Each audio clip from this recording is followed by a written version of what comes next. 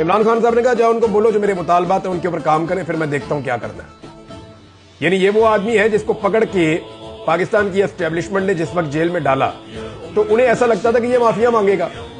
मुझे अल्लाह रब्बुल इज्जत पे इतना भरोसा है और ये वाला जो सारा वाकया देखने के बाद यानी मेरा रब कितना बड़ा है कि मैं उस वक्त कैद में था, मुझे बांधा हुआ था, मेरी आंखों को भी बांधा हुआ था, मेरे हाथों को ऐसे कुर्सी के पीछे यूं बांधा हुआ था और मुझे एक ऑफिसर बड़ी रौनक के साथ पूछ रहा था कि इमरान खान कब तक टूट जाएगा।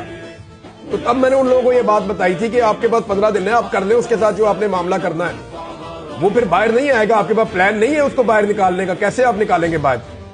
यानी मैं उनके साथ लंबी डिस्कशन में गया था, मैंने उनको ये कहा था कि वो अपनी कैद का गुलाम बन जाएगा, फिर आपके पास बाहर निकालने का क्या प्लान है। तो आज ये उसको बाहर निकालना चाहते हैं, वो बाहर नहीं निकलता। वो ये कहता है कि मैं अपने तरीके से बाहर निकलूंगा, इज्जत के साथ बाहर निकलूंगा, जैसे सर उठाकर मैं अंदर गया था उसी तरह सर उठाकर मैं बाहर आऊंगा। जेल का छोटा दरवाजा मैंने आपको कहा था बड़े लंबे अरसे से खुला हुआ है, जिससे निकलकर इमरान खान के पास एक दफा मौका था पाकिस्तान से बाहर जाने का भी।